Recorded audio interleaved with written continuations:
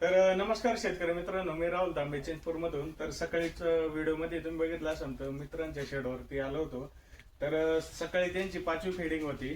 तर 5व्या फेडिंगला त्यांनी शक्यतो कवळा पाला त्यांच्याकडे होता आणि वरचा पाला आपण 7व्या 8व्या फेडिंग पासून पुढेच करणार आहे. तर सकाळचा कवळा पाला दिल्यामुळे आळ्यांची साईज पण एकदम स्ट्रॉंग लगेच एकाच फेडिंग मध्ये वाढली. व्हिडिओमध्ये दिसत असेल तुम्हाला सकाळच्या पेक्षा आत्ताची साईज एकदम व्यवस्थित आहे आणि आळ्या पण फ्रेश झालेल्या आहे. संध्याकाळच्या आपण यूट्यूबला लाईव्ह येणार आहे. त्यामध्ये आपण सर्व शेतकऱ्यांनी लावले आणि त्यामध्ये आपण ग्लासरी, खडू, फ्लॅक्चरी या सगळ्या गोष्टींची माहिती सांगणार आहे. त्यामध्ये समजा कोणाचे काही प्रश्न वगैरे असेल तर त्यांनी कमेंटमध्ये सांगत जा. त्याच्यावर आमचे मार्गदर्शन करणारे जे माणसं आहे ते तुम्हाला सगळं माहिती पुरेल. चला, धन्यवाद.